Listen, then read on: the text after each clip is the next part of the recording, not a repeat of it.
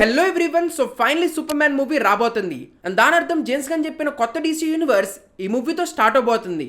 అంటే creature commandos వచ్చింది అనుకోండి, బట్ స్టిల్ ఒక అఫీషియల్ డీసీ యూనివర్స్ ఈ మూవీతో స్టార్ట్ అయ్యిద్ది. కానీ అసలు సూపర్ హీరోస్ కే బ్రాండ్ అంబాసిడర్ లాంటి క్యారెక్టర్స్ అయినా సూపర్ మ్యాన్ ను బ్యాట్ మ్యాన్ ఉంచుకొని కూడా డీసీ ఎక్స్టెండెడ్ యూనివర్స్ అసలు ఎందుకు ఫెయిల్ అయింది? లైక్ నిజంగా వీళ్ళ మూవీస్ కంటే వీళ్ళ మూవీస్ చుట్టూ జరిగిన గోలే ఇండానికి చాలా క్రేజీగా అనిపిస్తుంది. సో అసలు అంతగా వీళ్ళు ఏం చేశారు అండ్ ఏ రీజన్స్ మూలాన డీసీ ఫెయిల్ అయింది, అంటే వీళ్ళు మెయిన్లీ చేసిన తప్పులేంటి, అండ్ అలాంటి ఏ తప్పులు జేమ్స్ గన్ అవాయిడ్ చేస్తే కొత్తగా రాబోతున్న డీసీ యూనివర్స్ కరెక్ట్ గా ఉండిద్ది. ఈ విషయాలని ఈ వీడియోలో లెటస్ డిస్కస్. కానీ దానికన్నా ముందు చిన్న request, first of all guys please ఈ వీడియో లైక్ చేయండి అండ్ అలాగే ఈ ఛానల్ సబ్స్క్రైబ్ కూడా. అండ్ ఏంటి ఆడియో నుంచి వీడియోకి వచ్చాను అనుకుంటున్నారా? దాని రీజన్ సింపుల్. ఇక్కడ మనం మాట్లాడుకుంటున్నది డబ్ల్యూబీ గురించి. సో వాళ్ళతో అంత ఈజీ కాదు, వెతికి మరీ క్లెయిమ్స్ వేస్తారు. సో ఇంకా అందుకే ఎందుకైనా మంచిదని చెప్పి ఇలా రికార్డ్ చేస్తున్నాను. సో అందుకే మాక్సిమం వీడియోలో ఓన్లీ ఇమేజెస్ యూజ్ చేస్తాను. బట్ ఎనీవేస్ డెఫినెట్లీ మీరు మాత్రం లైక్ అను సబ్స్క్రైబ్ చేయండి. ఇంకా without wasting more time let's go. DC extended universe కన్నా ముందు అసలు డీసీ కామిక్స్ ఎలా స్టార్ట్ అయిందో చూద్దాము. సో మాల్కమ్ వీలర్ నికోల్సన్ అనే ఆయన ఫస్ట్ మిలిటరీలో వర్క్ చేశారు. వీరు ఆ తర్వాత 1934లో నేషనల్ అలర్ట్ పబ్లికేషన్ స్టార్ట్ చేశారు. వీరు నేషనల్ కామిక్స్ అనే పేరుతో కొన్ని కామిక్స్ రిలీజ్ చేశారు. ఆ తర్వాత దాన్ని detective comics which is known as DC కింద మార్చారు. కానీ రిలీజ్ చేసిన 4 years దాకా కూడా పెద్దగా సక్సెస్ చూడలేదు. Almost he was bankrupt. But 1938లో ఎవ్రీథింగ్ చేంజ్డ్. వీరు జెరీ అండ్ జో ఇద్దరు కలిసి సూపర్ మ్యాన్ అనే ఐకానిక్ క్యారెక్టర్ని తయారు చేశారు. And action comics issue number 1లో సూపర్ మ్యాన్ ని తీసుకొచ్చారు. So Superman iconic car force first ఆ కామిక్స్ ఫ్రంట్ పేజ్ మీదే ప్రింట్ చేశారు. And rest is history. Because literally world wide గా Superman became very famous. Later 1 year తర్వాత 1939లో Bob and Bill కలిసి Batman ని తీసుకొచ్చారు. సో ఒకవైపు సూపర్ మ్యాన్ హ్యాపీ హోప్ ఒక ఐడియల్ సూపర్ హీరోని రిప్రజెంట్ చేస్తే, ఇంకోవైపు బ్యాట్మ్యాన్ రియల్ జస్టిస్ డార్క్ ఇలాంటి వాటిని రిప్రజెంట్ చేసేవాడు. సో ఇలా ఈ 2 characters became DC Comics brand ambassadors. అసలు not only that, super hero genre కే this 2 characters were the blueprint. Later 2 years తర్వాత 1941లో వండర్ ఉమన్ ని తీసుకొచ్చారు. ఆ తర్వాత స్లోలీ మిగిలిన క్యారెక్టర్స్ కూడా like Flash, Aquaman, Green Lantern and అలాగే జస్టిస్ లీగ్ కూడా. ఇన్ఫాక్ట్ అప్పట్లో ఇంట్రడ్యూస్ చేసినప్పుడు జస్టిస్ లీగ్ పేరు వచ్చేసి Justice Society of America. So ఈ క్యారెక్టర్స్ అందరినీ యూజ్ చేసి చాలా ఇంట్రెస్టింగ్ స్టోరీ లైన్స్ రాశారు. ఆ తర్వాత స్టోరీ లైన్స్ ని రీబూట్ కూడా చేశారు. కానీ ఫస్ట్ లో వీళ్ళ కామిక్స్ కున్న మ్యాసివ్ క్రేజ్ నిదానంగా తగ్గింది. సో వీళ్ళ కామిక్ సెక్షన్ అనేది it was not that successful. కానీ అదే ఇంకోవైపు వీళ్ళ యానిమేటెడ్ షోస్ ఆడియన్స్ కి చాలా బాగా నచ్చినాయి. అండ్ అప్పుడు టైం బట్టి వీళ్ళ క్యారెక్టర్స్ తో వాళ్ళు కొన్ని టీవీ షోస్ అండ్ మూవీస్ కూడా తీశారు విచ్ ఫర్ ఓకే. కానీ 1978లో రిలీజ్ అయిన Christopher Reeve super man changed everything. అంటే సూపర్ మ్యాన్ అనగానే ఆడియన్స్ మైండ్ లో వచ్చే ఫిగర్ ని క్రిస్టోఫర్ రీవ్ పర్ఫెక్ట్ గా పోర్ట్రే చేశాడు. సో దాంతో Christopher Reeve super man franchise చాలా పెద్ద హిట్ అయింది. అండ్ దాంతో పాటు అప్పట్లో రిలీజ్ అయిన వండర్ వుమన్ టీవీ సిరీస్ కూడా it was very popular. So ఇలా డీసీ అప్పట్లో కామిక్స్ లో అంతగా లేకపోయినా లైవ్ యాక్షన్ యానిమేటెడ్ లో చాలా బాగా చేసింది అండ్ ఎవ్రీథింగ్ వెంట్ గుడ్. కానీ 1997లో బ్యాట్మ్యాన్ అండ్ రాబిన్ మూవీ ఏదైతే రిలీజ్ అయిందో it was a disaster. Like అసలు హీరోస్ కాస్ట్యూమ్స్ దగ్గర నుంచి వాళ్ళ క్యారెక్టర్స్, స్టోరీ లైన్స్, విలన్స్ అన్ని కూడా దారుణంగా తీశారు. లిటరలీ ఎంత దారుణం అంటే దీని తర్వాత డీసీ వాళ్ళు మూవీస్ తీయడం ఆపేశారు. అండ్ అసలు డీసీ వాళ్లే కాదు మిగతా వాళ్ళు కూడా కామిక్ బుక్ మీద మూవీ తీయాలంటే ఆగిపోయారు. అండ్ ఎలా అవ్వడానికి మెయిన్ రీజన్ ఏంటంటే అప్పట్లో స్టూడియో ఈ మూవీని ఎలా తయారు చేయాలి దానికన్నా ఈ మూవీని ఎలా అమ్మాలో దాని గురించి ఎక్కువ ఆలోచించింది. లైక్ కాస్ట్యూమ్స్ దగ్గర నుంచి ప్రతిదీ కూడా మర్చెండైజ్ చేసి అమ్మడానికి ట్రై చేసింది. దాంతో అసలు స్టోరీ మీద ఎటువంటి ఫోకస్ చేయలేదు. అంటే నిజంగా చెప్పాలంటే డైరెక్టర్ కంటే ఎక్కువ మూవీ ప్రొడ్యూసర్స్ దీన్ని డైరెక్ట్ చేశారు. దాంతో ఇట్ బికేమ్ ఏ డిజాస్టర్ అనేది గుర్తుపెట్టుకోండి. బికాస్ తర్వాత డీసీ హిస్టరీలో కూడా మళ్ళీ ఇదే రిపీట్ అవుతుంది. సో అంత దారుణమైన రిజల్ట్ తర్వాత డీసీ వాళ్ళు మూవీస్ తీయటమే ఆపేశారు. కానీ మళ్ళీ ఒక 5-6 years తర్వాత బ్యాట్మెన్ మీద ఒక మూవీ తీయాలనుకున్నారు. అండ్ అది కూడా క్రిస్టోఫర్ నోలన్ ఇంట్రెస్ట్ చూపించడం మూలాన. అంటే తన మూవీ తీయడానికి ఇంట్రెస్ట్ చూపించాడు కాబట్టి ఓన్లీ తన మీద నమ్మకంతో వాళ్ళ మూవీకి ఒప్పుకున్నారు. కానీ ఆయన స్టిల్ వాళ్ళ ప్రీవియస్ రిజల్ట్ మూలాన చాలా మందికి హోప్స్ లేవు. అండ్ అలాంటి ఎక్స్పెక్టేషన్స్ తోనే 2005లో బ్యాట్మెన్ రిలీజ్ అయింది. అండ్ ఆ తర్వాత ఏమైందో వి ఆల్ నో. లైక్ ఆ మూవీ చాలా పెద్ద హిట్ అయింది. అంటే ఒక బ్యాట్మ్యాన్ క్యారెక్టర్ మీద ఇలాంటి మూవీ కూడా తీయొచ్చని ఎవరూ అనుకోలేదు. ఆ తర్వాత 2006లో సూపర్ మ్యాన్ రిటర్న్ అని ఒక మూవీ ట్రై చేశారు. కానీ అది అంతగా వర్క్ అవ్వలేదు. కానీ దెన్ 2008లో బ్యాట్మ్యాన్ సీక్వెల్ అయిన డార్క్ నైట్ రిలీజ్ అయింది. అండ్ ఆ మూవీ అయితే it was a block buster. Like ఆ మూవీ అప్పట్లోనే $1 billion కలెక్ట్ చేసింది. సో ఇలా ఇక్కడ జరుగుతున్నప్పుడు అదే 2008లో ఇంకోవైపు ఒక కొత్త చాప్టర్ స్టార్ట్ అయింది with Iron Man, where Kevin Feige, Stan Lee and Marvel కలిసి మార్వెల్ సినిమాటిక్ యూనివర్స్ స్టార్ట్ చేశారు. సో సినిమాటిక్ యూనివర్స్ అనగానే ఎవరూ నమ్మలేదు. ఇన్ఫాక్ట్ చాలా మంది చెప్పారు దట్ ఈ సినిమాటిక్ యూనివర్స్ ఇవన్నీ పెద్దగా వర్క్ అవ్వని, కానీ స్టిల్ వాళ్ళు ఎవరి మాట వినకుండా వాళ్ళ గోల్ ప్రకారం 1/1 మూవీస్ రిలీజ్ చేశారు. అండ్ ఫైనలీ 2012 లో టీమప్ మూవీ అయిన అవెంజర్స్ రిలీజ్ చేశారు. Where it was a massive success. Like literally ఆ మూవీ $1 బిలియన్ కలెక్ట్ చేసింది. So it was very profitable. So ఆ సక్సెస్ చూసాక డబ్ల్యూబీ హెడ్స్ కూడా ఇలాంటి సక్సెస్ కావాలనిపించింది. సో అందుకే వాళ్ళు క్రిస్టోఫర్ నోలన్ దగ్గరకు వెళ్ళి ఇలాంటి ఒక సినిమాటిక్ యూనివర్స్ క్రియేట్ చేయమని అడిగారు. అంటే తను తీబోతున్న మూవీలో కొత్త క్యారెక్టర్స్ కూడా తెమ్మన్నారు. కానీ దానికి క్రిస్టోఫర్ నోలన్ ఒప్పుకోలేదు. ఇన్ఫాక్ట్ ఈ సెడ్ దట్ మీకు ప్రామిస్ చేశాను కాబట్టి నేను ఈ మూవీని తయారు చేస్తున్నాను, ఆరెంజ్ ప్రస్తుతానికి నాకు కామిక్ బుక్ క్యారెక్టర్స్ మీద మూవీస్ తీసే ఇంట్రెస్ట్ పోయిందని. బట్ అయినా సరే మీరు ఒక సినిమాటిక్ యూనివర్స్ స్టార్ట్ చేయాలనుకుంటే మీరు జాక్ స్నైడర్ని తీసుకొచ్చని తనే రెఫర్ చేశాడు. ఇంకా అందుకే డబ్ల్యూబీ వాళ్ళు జాక్ స్నైడర్ని అప్రోచ్ అయ్యారు. అండ్ దే ప్లాన్ డెట్ వాళ్ళ ఐకానిక్ క్యారెక్టర్ సూపర్ మ్యాన్ తో వాళ్ళ కొత్త సినిమాటిక్ యూనివర్స్ స్టార్ట్ చేయాలని. అండ్ ఆ మూవీకి ప్రొడ్యూసర్ వచ్చేసి క్రిస్టోఫర్ నోలన్ అండ్ రైటర్ ఏమో ఐకానిక్ బ్యాట్మన్ ట్రాలజీ రాసిన డేవిడ్ గాయర్. ఇన్ఫాక్ట్ క్రిస్టోఫర్ నోలన్ కూడా ఆ స్క్రిప్ట్ లో చాలా హెల్ప్ చేశాడు. అండ్ మ్యూజిక్ ఏమో హాన్స్ జిమ్మర్. సో ఇలా ఐకానిక్ క్యాస్ట్ అందరూ కలిసి super man man of steel తీశారు. వీరు 2013 లో ఆ మూవీని రిలీజ్ చేశారు. So Jack Schneider actually Marvel movies అన్ని లైట్ ను ఫన్నీగా ఉంటాయి కాబట్టి వాటికి డిఫరెంట్ గా డార్క్ గాను రియల్ గా డీసీ యూనివర్స్ ని తయారు చేద్దాం అనుకున్నాడు. పైగా ఆడియన్స్ కి డార్క్ నైట్ ట్రిలాజీలో కూడా ఆ విషయాలే చాలా బాగా నచ్చినాయి. సో అదే రియల్ వైబ్ ని తన యూనివర్స్ లో కూడా కంటిన్యూ చేశాడు. సో అలా తను super man man of steel ని డిజైన్ చేసి ఫైనల్ 2013 లో రిలీజ్ చేశారు. కానీ ఆడియన్స్ లో కొంతమందికి సూపర్ మ్యాన్ ఆ ఫిలాసఫీ ఆర్ ఆ స్టైల్ పెద్దగా నచ్చలేదు. సో అందుకే రిలీజ్ అయినప్పుడు ఆ మూవీకి డివైడ్ టాక్ వచ్చింది. బట్ అయినా స్టిల్ అదే డివైడ్ టాక్ తో ఆ మూవీ $600 మిలియన్ కలెక్ట్ చేసింది. ఆ రిజల్ట్ తో WB was very happy. So అందుకే వాళ్ళు జాక్ స్నైడర్ ని తన విజన్ కంటిన్యూ చేయడానికి గ్రీన్ లైట్ ఇచ్చారు. So actually Jack Schneider plan ప్రకారం తన ఫస్ట్ మూవీ వచ్చేసి మ్యాన్ ఆఫ్ స్టీల్ తీయాలనుకున్నాడు. ఆ తర్వాత నెక్స్ట్ మూవీలో ఖచ్చితంగా తను batsmen and super man the ఒక ఫైట్ పెట్టాలనుకున్నాడు. ఆ తర్వాత ప్రాపర్ డెవలప్మెంట్ తో జస్టిస్ లీగ్ ది ఒక ట్రిలాజీ తయారు చేయాలనుకున్నాడు. కానీ అక్కడ ఉన్నది డబ్ల్యూబీ.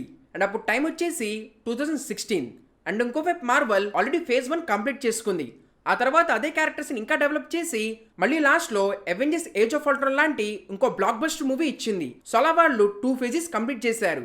అండ్ ఆ తర్వాత వాళ్ళు 2016 లో ఫేజ్ 3 స్టార్టింగ్ కి iron man versus captain America లాంటి ఇంట్రెస్టింగ్ మూవీని ప్లాన్ చేశారు. సో అది చూసిన డబ్ల్యూబీ అదే చేయాలనుకుంది. సో అందుకే వాళ్ళు జాక్ స్నైడర్ ని తను అనుకున్న ఫైట్ ని ఒక ప్రాపర్ మూవీ లాగా చేయమన్నారు. అండ్ దానికి జాక్ స్నైడర్ కూడా ఒప్పుకొని batsmen versus super man movie design చేయడం స్టార్ట్ చేశాడు. అండ్ దాని గురించి వాళ్ళు కామికాన్ ఈవెంట్ లో కూడా అనౌన్స్ చేశారు. ఇన్ఫాక్ట్ దాంతో పాటు వాళ్ళు డీసీ యూనివర్స్ ప్లాన్ ఏంటో కూడా రివీల్ చేశారు. లైక్ 7 డిఫరెంట్ మూవీస్ వస్తాయి, విత్ జస్టిస్ లీగ్ 2 మూవీస్ వస్తాయి అని. కానీ అసలు స్టోరీలో రియల్ ప్రాబ్లం ఇక్కడ నుంచి స్టార్ట్ అయింది. సో వాళ్ళు చేయమన్నారని చెప్పి మళ్ళీ డేవిడ్ గాయర్ తో కూర్చొని తన batsmen versus super man movie మొత్తం రాశాడు. కానీ డబ్ల్యూబీ హెడ్స్ కి అది నచ్చలేదు. సో అందుకే వాళ్ళు ఆస్కర్ విన్నింగ్ రైటర్ అయిన క్రిస్టోఫర్ తెచ్చి మళ్ళీ ఆ మూవీని రీరైట్ చేపించారు. సో అలా చాలా పోర్షన్స్ ని మార్చారు. అండ్ ఇక్కడతో ఆగలేదు, మళ్ళీ మూవీ మొత్తం తీసాక రీషూట్స్ చేపించారు. బట్ అయినా ఇంకా అవ్వలేదు. జాక్ స్నైడర్ ఏం చేస్తారంటే తన మూవీస్ అన్ని నీట్గా డిజైన్ చేసుకుంటాడు. దాంతో తన movies run time almost 3 hours ఉంటాయి. కానీ ఒకళ్ళు అంత పెద్ద మూవీ రిలీజ్ చేస్తే వాళ్ళు ఒక్క రోజులోనే చాలా షోస్ వేయలేరు. ఇంకా అందుకే వాళ్ళు ఒక రోజులో చాలా షోస్ వేయడానికి ఆ మూవీని ఇష్టం వచ్చినట్టు కట్ చేపించారు. అలా చాలా కటింగ్స్ తో ఆ మూవీని థియేటర్స్ లో రిలీజ్ చేశారు. హైప్ చాలా ఉండటం మూలన ఓపెనింగ్ వీకెండ్ అది $400 మిలియన్ కలెక్ట్ చేసింది. కానీ దానికి చాలా దారుణమైన టాక్ వచ్చింది. బికాస్ మెయిన్లీ ఆడియన్స్ కి అసలేం అర్థం కాలేదు. వాళ్ళిద్దరూ ఎందుకు ఫైట్ చేసుకుంటున్నారు, ఒకరు ఫైట్ చేసుకున్నా కానీ అంత ర్యాండమ్గా ఎందుకు ఆపేశారని. అంటే జస్ట్ మారుతనే మాటకి వాళ్ళు ఎందుకు ఫైట్ ఆపారనేది ఆడియన్స్కి అర్థం కాలేదు. అలాగే ఏ క్యారెక్టర్ది కూడా స్టోరీ లైన్తో audience for not satisfied. And పైగా క్లైమాక్స్ కూడా చాలా అబ్రప్ట్గా అనిపించింది. సో దాంతో ఈ మూవీకి చాలా దారుణమైన రేటింగ్స్ వచ్చినాయి. అండ్ ఆ టాక్ మూలానే డబ్ల్యూబీ వాళ్ళు ఎక్స్పెక్ట్ చేసినట్టు ఈ మూవీ 1 బిలియన్ కొట్టలేదు. ఆల్మోస్ట్ ఒక 800 మిలియన్ దాకా వచ్చి ఈ మూవీ ఆగిపోయింది. బట్ ఎనీవేస్ ఈ మూవీ ఇలా అయినా పర్లేదు. స్టిల్ వాళ్ళు అనుకున్న ప్లాన్ ప్రకారం మార్వెల్ లాగానే వెళ్లాల్సింది. లైక్ మార్వెల్ మధ్యలో ఏదైనా మూవీ వర్క్ అవ్వకపోయినా స్టిల్ వాళ్ళు గోల్ రీచ్ అవ్వడానికి అలాగే కంటిన్యూ అయ్యారు. కానీ ఇక్కడ ఉన్నది డబ్ల్యూబీ అండ్ వీళ్ళకి లేనిదే పేషెన్స్. సో ఈసారి వాళ్ళు ఒక కొత్త డెసిషన్ తీసుకున్నారు. మేబీ ఆడియన్స్ కి వాళ్ళు అనుకున్న డార్క్ టోన్ నచ్చట్లేదు, మార్వెల్ లాగానే ఫన్ అండ్ లైట్ హార్టెడ్ గా ఉంటేనే ఆడియన్స్ కి నచ్చుతుంది అనుకున్నారు. సో అందుకే వాళ్ళు అదే రిలీజ్ అవబోతున్న సూసైడ్ స్క్వాడ్ ని కంప్లీట్ గా చేంజ్ చేశారు. లైక్ ఫస్ట్ రిలీజ్ చేసిన సూసైడ్ స్క్వాడ్ ట్రైలర్ చూస్తే అది చాలా డార్క్ గాను ఇదే యూనివర్స్ పిక్చర్ లే అనిపించింది. బట్ ఆ తర్వాత వాళ్ళు ఈ డెసిషన్ తీసుకోవడంతో ఆ మూవీని మళ్ళీ కంప్లీట్ రీషూట్ చేశారు. లైక్ డైరెక్టర్ కి చెప్పారు గార్డియన్స్ ఆఫ్ ది గెలాక్సీ ఆ డెడ్ పుల్ లాగా ఈ మూవీ చాలా లైట్ హార్టెడ్ గాను ఫన్నీగా ఉండాలని. సో దానికి తగ్గట్టు వాళ్ళు స్క్రిప్ట్ లో చాలా చేంజెస్ చేపించి మళ్ళీ రీషూట్స్ చేశారు. అండ్ ఆ డిఫరెన్స్ మీరు క్లియర్ గా దాని ట్రైలర్ 2 లో చూడొచ్చు. ఫస్ట్ ట్రైలర్ చాలా డార్క్ గాను రియల్ గా ఉంటే సెకండ్ ట్రైలర్ చాలా కలర్ఫుల్ గా జోక్స్ తో ఒక డిఫరెంట్ వైబ్ క్రియేట్ చేసింది. సో ఆల్రెడీ తయారైన మూవీలో ఇంత చేంజెస్ చేస్తే ఏమైందో మీ అందరికీ తెలిసింది. సో అనుకున్నట్టే movie it was a disaster. అంటే క్యారెక్టర్స్ ఇంట్రెస్టింగ్ గా అనిపించినా గానీ వాళ్ళ మోటివ్స్ అర్థం కాలేదు. అండ్ అలాగే మూవీలో ఆ డిఫరెన్స్ అనేది క్లియర్ గా కనపడింది. లైక్ కొన్ని సీన్స్ చాలా డార్క్ గాను సీరియస్ గా ఉంటే కొన్ని ఏమో చాలా లైట్ హార్టెడ్ గా అను జోక్స్ తో ఉన్నాయి. సో టోన్ లో డిఫరెన్స్ అండ్ అలాగే క్లైమాక్స్ వీటన్నిటి మూలన ఆడియన్స్ కి ఈ మూవీ అస్సలు నచ్చలేదు. సో ఆడియన్స్ పెద్దగా ఈ మూవీ నచ్చకపోయినా బాక్స్ ఆఫీస్ దగ్గర ఈ మూవీ $750 million కలెక్ట్ చేసింది. అండ్ ఆ టైంలోనే డిజిటల్ అండ్ బ్లూరేలో Batman with Superman the full director's cut release చేశారు. అండ్ అప్పుడు ఆడియన్స్ కి అర్థమైంది స్టూడియో ఎంత దారుణమైన చేంజెస్ చేసిందని. బికాస్ ఆ మూవీలో క్యారెక్టర్ ఆర్క్స్ క్లియర్ గా అర్థమవుతుంది. లైక్ అసలు బ్యాట్మెన్ సూపర్ మ్యాన్ ఎందుకు ఫైట్ చేయాలనుకున్నారు అండ్ వాళ్ళ ఫైట్ ఎందుకు ఆగిందని. సో ఇలా టిల్ నౌ WB ఎక్స్పెక్ట్ చేసినట్టు ఏ మూవీ ఆడలేదు. Because they were expecting Marvel లాంటి సక్సెస్ వచ్చిద్దని. కానీ ఇప్పుడు దాకా అయితే అలాంటి సక్సెస్ వాళ్ళు చూడలేదు. కానీ దీని తర్వాత సర్ప్రైజింగ్లీ 2017 లో wonder woman was a block buster. So ఆ మూవీని పెట్టి జెగన్స్ డైరెక్ట్ చేసిన స్టోరీలో జాక్ స్నైడర్ కూడా హెల్ప్ చేశాడు. మరి ఈ మూవీ బెస్ట్ పార్ట్ ఏంటంటే అది ప్రీవియస్ మూవీస్ లాగా ఏది పడితే చేయలేదు.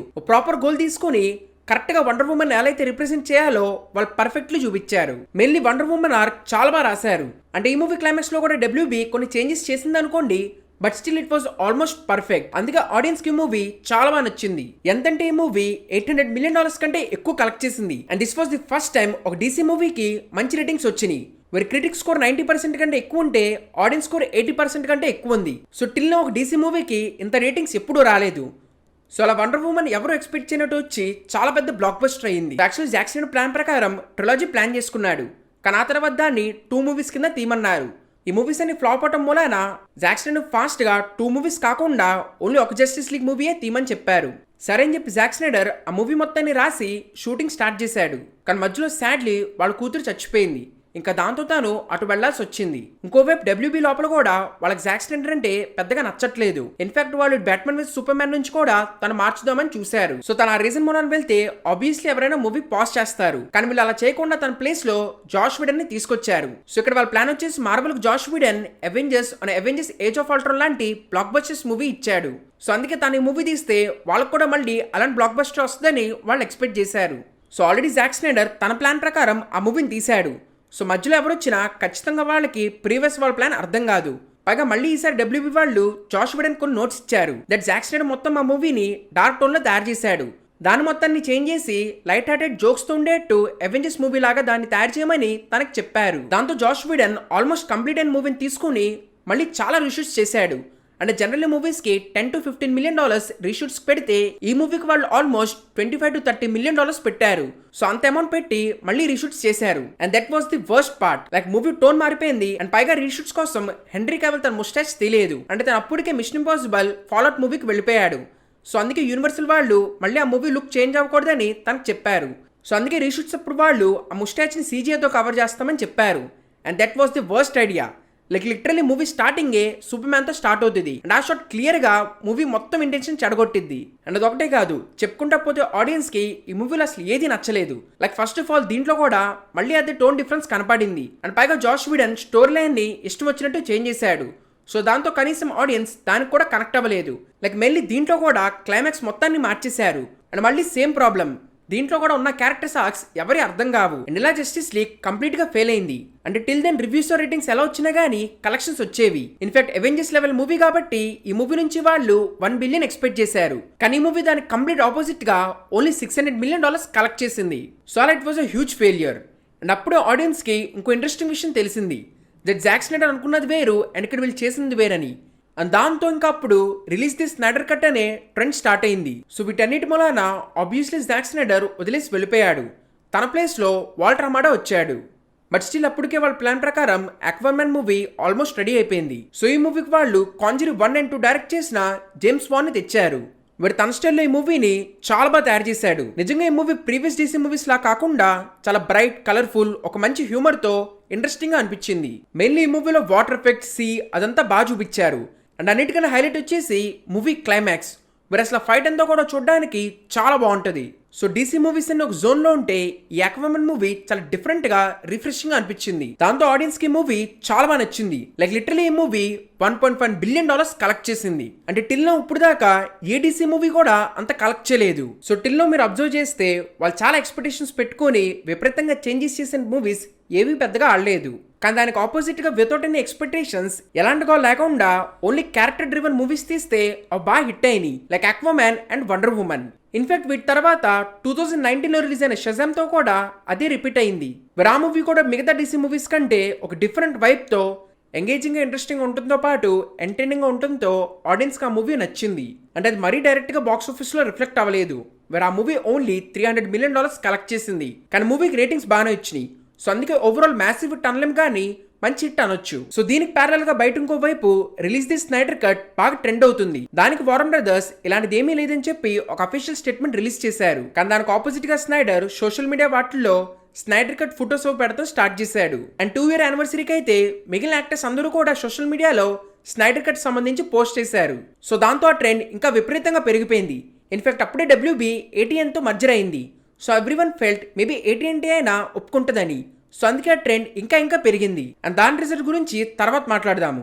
అసలు వీటన్నిటికంటే మెయిన్లీ ఆ మూవీ క్లైమాక్స్ లో చూపించిన దానికి పెద్ద కాంట్రవర్సీ క్రియేట్ అయింది. లైక్ ఆ మూవీ క్లైమాక్స్ లో సూపర్ మ్యాన్ చూపించారు కానీ తన ఫేస్ చూపించలేదు. సో దాంతో ఆడియన్స్ కి అర్థం కాలేదు దట్ ఏంటి హెన్రీ క్యావిల్ ఆ సూపర్ మ్యాన్ లాగా మళ్ళీ తిరిగి రాడా అని. సో ఇదంతా పక్కన పెడితే అదే 2019 లో DC డిడ్ సంథింగ్ స్ట్రేంజ్. అంటే అసలు ఎవరు ఎక్స్పెక్ట్ చేయనట్టు జోకర్ మీద ఎటువంటి కనెక్షన్ లేకుండా ఒక స్టాండర్డ్ ఫిల్మ్ తీశారు. సో ఫస్ట్ ఆఫ్ ఆల్ అది ఎవరికి అర్థం కాలేదు. బికాస్ హీత్ లెజర్ లాంటి క్యారెక్టర్ తర్వాత జోకర్ ఎవరు టచ్ చేయాలనుకోలేదు. అండ్ ఇంకోటి వీళ్ళ ట్రాక్ రికార్డ్ తెలుసు కాబట్టి పెద్దగా ఈ మూవీ మీద అసలు ఎక్స్పెక్టేషన్స్ లేవు.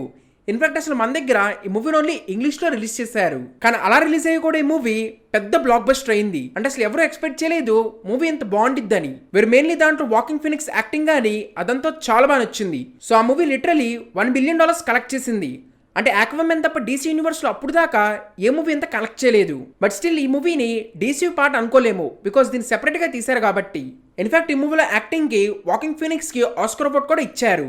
సో ఈ మూవీ అంత పెద్ద హిట్ అయింది. కానీ దీని తర్వాత వాళ్ళు ఏం ప్లాన్ చేసి డిసైడ్ చేశారో తెలియదు కానీ ఓన్లీ హార్లీ క్విన్ ని మెయిన్ లీడ్ గా తీసుకుని బర్డ్స్ ఆఫ్ ప్రే మూవీ తీశారు. సో యాక్చువల్లీ ఈ మూవీలో కూడా చాలా చేంజెస్ అవి చేశారు. అసలు ఈ మూవీ టైటిల్ ని చాలా సార్లు మార్చారు. లైక్ ఒకసారి బర్డ్స్ ఆఫ్ ప్రే అంటారు, ఒకసారి ఇంకేదో అన్నారు. అసలు ఇన్ఫాక్ట్ ఈ మూవీకి లాంగెస్ట్ టైటిల్ అవార్డు కూడా వచ్చింది. ఆ తర్వాత మళ్ళీ దాన్ని చిన్నగా చేశారు. సో అప్పుడే కరోనా నిజంగా స్టార్ట్ అవుతుంది కాబట్టి ఈ మూవీని OTT అండ్ అలాగే బయట ఒకేసారి రిలీజ్ చేశారు. సో ఇన్నిసార్లు చేంజెస్ చేశారు కాబట్టి మనకు తెలిసిందే ఈ మూవీ కూడా పెద్దగా ఆడలేదు. బాక్స్ ఆఫీస్ దగ్గర కూడా పెద్దగా కలెక్ట్ చేయలేదు. అండ్ ఆ తర్వాత 2020లో వండర్ ఉమెన్ సీక్వెల్ అయిన వండర్ ఉమెన్ 1984 రిలీజ్ చేశారు. సో వాళ్ళ లెక్క ప్రకారం ఈ మూవీ పెద్ద సక్సెస్ అవ్వాలి అలా అనుకోవడంలో కూడా తప్పులేదు. బికాస్ మెయిన్లీ ఈ మూవీ ఒక మంచి మూవీ సీక్వెల్ కాబట్టి.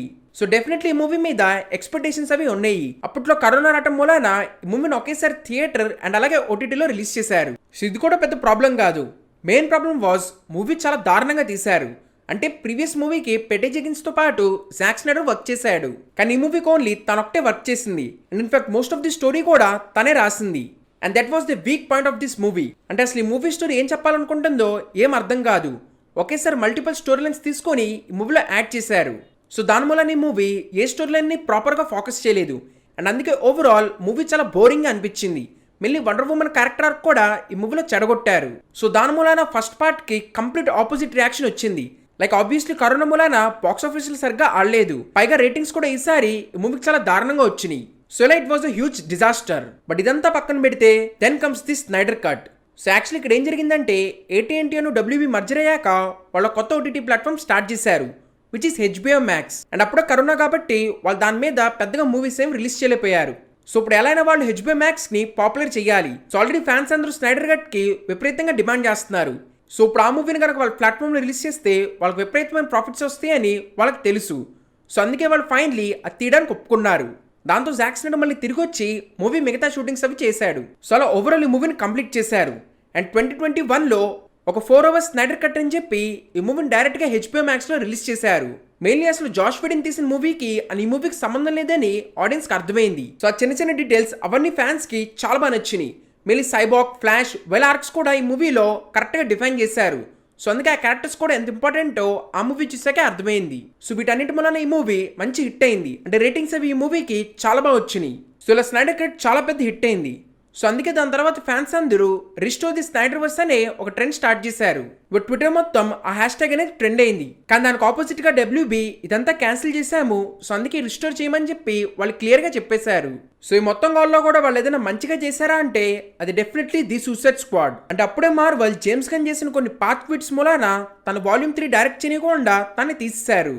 సో అప్పుడే డీసీ వాళ్ళు జేమ్స్ గన్ హైర్ చేసుకుని తనకు కావాలంటే సూపర్ మ్యాన్ మూవీ తయారు చేయమన్నారు. బట్ జేమ్స్ గన్ తన స్ట్రాంగ్ జోన్ తీసుకున్నాడు, లైక్ ఎవరైనా తెలియని క్యారెక్టర్స్ మీద ఒక మూవీ తీయాలని. అండ్ అదే ది సూసైడ్ స్క్వాడ్. అంటే ప్రీవియస్ గా వచ్చిన మూవీకి ఎటువంటి కనెక్షన్ లేకుండా మళ్ళీ ఒక రీబూట్ లాగా ది సూసైడ్ స్క్వాడ్ అని రిలీజ్ చేశారు. సో ఈ మూవీని కూడా కరోనా మూలాన థియేటర్ ఓటీటీలో ఒకేసారి రిలీజ్ చేశారు. అండ్ దాని మూలన ఈ మూవీకి బాక్స్ ఆఫీస్ సరిగ్గా రాకపోయినా ఈ మూవీ చాలా పెద్ద హిట్ అయింది. లైక్ అందరికీ ఈ మూవీ బాగా నచ్చింది. ఇన్ఫాక్ట్ అందుకే ఆ తర్వాత దీంట్లో మెయిన్ లీడ్ అయిన పీస్ మేకర్ క్యారెక్టర్ మీద ఒక స్పిన్ ఆఫ్ సిరీస్ కూడా తయారు చేశారు. సో దీని తర్వాత మళ్ళీ ఇంకో వింత పని చేశారు. అంటే ఈ మొత్తం యూనివర్స్ కనెక్షన్ లేకుండా ఒక కొత్త బ్యాట్మెన్ అని చెప్పి అనౌన్స్ చేశారు. సో మళ్ళీ ఆడియన్స్ కి అర్థం కాలేదు, because already Ben Affleck as batsmen లాగా ఉన్నాడు. సో తను ఆల్రెడీ ఉన్నప్పుడు మళ్ళీ కొత్త బ్యాట్మెన్ మూవీ ఏంటని ఎవరికి అర్థం కాలేదు. పైగా దాంట్లో రాబర్ట్ ప్యాటిన్సన్ అనేసరికి చాలా మంది ఈ మూవీ పోయిద్దని ఖచ్చితంగా ఫిక్స్ అయ్యారు. బట్ మళ్ళీ సర్ప్రైజింగ్లీ ఈ మూవీ కూడా పెద్ద హిట్ అయింది. మెయిన్లీ ఈ మూవీ చాలా డిఫరెంట్ గా తీశారు. దాంతో ఈ మూవీ కలెక్షన్ వైజ్ అని రేటింగ్ పరంగా 2 విధాలుగా హిట్ అయింది. కానీ మెయిన్ ప్రాబ్లం ఏంటంటే అసలు యూనివర్స్ మొత్తం ఎటు వెళ్తుందో ఎవరికీ తెలియదు. బట్ దీనికంటే bigger problem starts from now.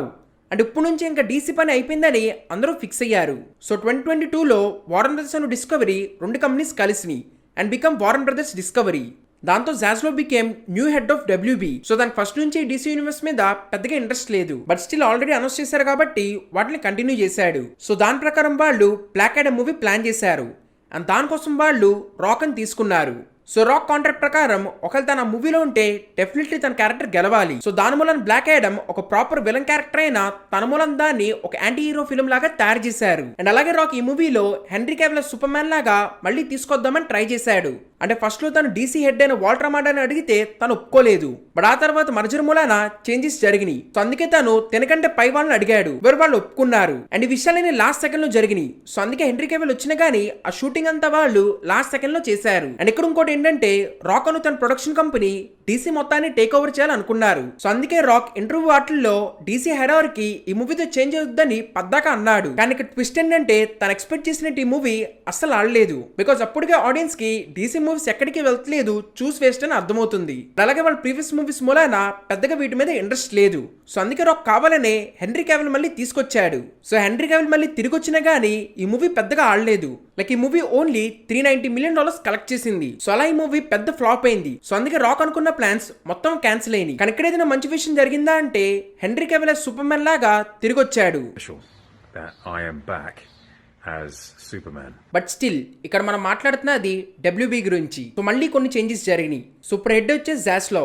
So తను ఏం చేశాడంటే కంప్లీట్ గా తయారై ఉన్న బ్యాట్ గర్ల్ మూవీని రిలీజ్ చేయకుండా ఆపేశాడు. అంటే ఈ సెట్ వాళ్ళు అనుకున్నట్టు మూవీ రాలేదు. సో అందుకే ట్యాక్స్ రేట్ ఆఫ్ అనే పేరుతో ఆ మూవీని ఆపేస్తున్నానని చెప్పాడు. ఇంకోవైపు వాల్టర్ అమాడా డీల్ అయిపోయింది. సో అందుకే ఇప్పుడు తాను ఆ పొజిషన్ నుంచి వెళ్ళిపోయాడు. సో యాక్చువల్లీ వాల్టర్ అమాడా ఫ్లాష్ మూవీతో ఏదో చేద్దాం అనుకున్నాడు, బట్ స్టిల్ ఇప్పుడు తను వెళ్ళిపోయాడు. దాంతో డబ్ల్యూబీ అఫీషియల్స్ అనుకున్నారు ఎలాగో హెన్రీ క్యావిల్ సూపర్ మ్యాన్ లాగా తిరిగి వచ్చాడు కాబట్టి ఫ్లాష్ మూవీతో man of steel part 2 plan చేద్దామని. ఇన్ఫాక్ట్ హెన్రీ క్యావిల్ కూడా ఫ్లాష్ మూవీకి కొంత షూటింగ్ కి వెళ్ళాడు. కానీ యాజ్ ఆల్వేస్ అనుకున్నట్టు ఏది జరగలేదు. బికాజ్ ఈసారి ఏం జరిగిందంటే వాల్టర్ అమాడా ప్లేస్ లో వాళ్ళు జేమ్స్ గన్ ని తీసుకొచ్చారు. అంటే ఇప్పుడు డీసీ కంప్లీట్ హెడ్ వచ్చేసి జేమ్స్ గన్. అండ్ అక్కడితో ఆగలేదు. దేర్ వర్ రూమర్స్ దట్ వాళ్ళు డీసీ యూనివర్స్ మొత్తాన్ని రిబూట్ చేస్తారని.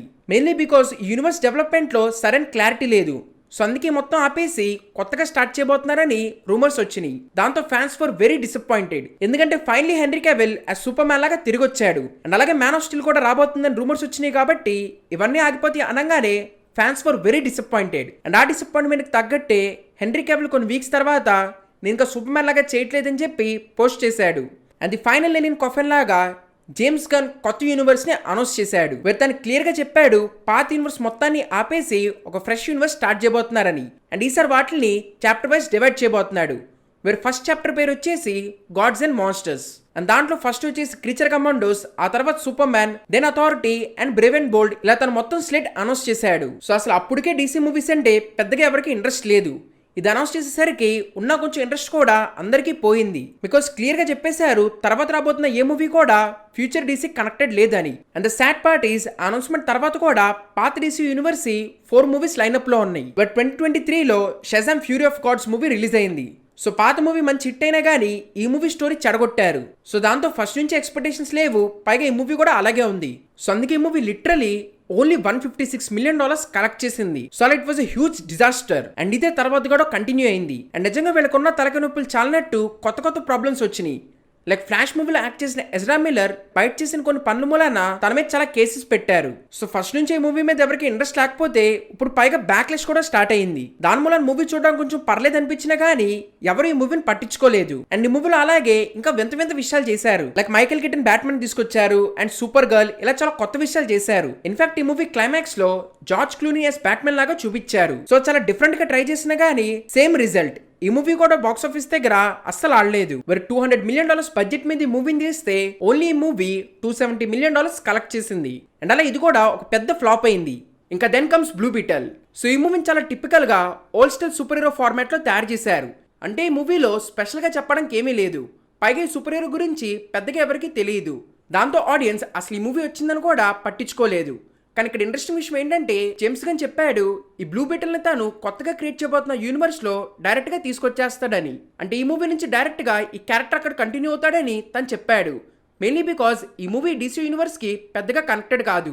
సో అందుకే తీసుకొస్తే ప్రాబ్లమ్స్ ఏమి ఉండవు కాబట్టి తను డైరెక్ట్ గా తెస్తానని చెప్పాడు. ఇంకా బ్లూ బీటల్ తర్వాత finally here comes the last movie of DC universe which is Aquaman Lost Kingdom. So actually ఈ మూవీలో Amber Heard one of the important role.